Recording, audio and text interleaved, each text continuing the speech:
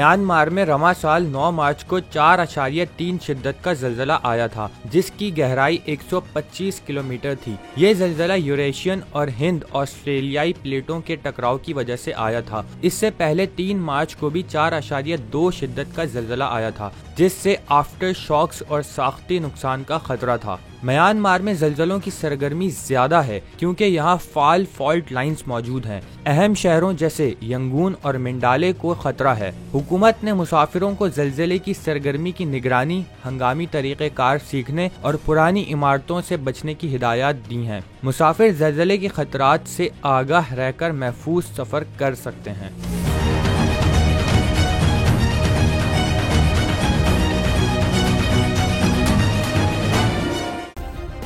Subscribe करें और bell दबाएं ताकि कोई खबर रह न जाए।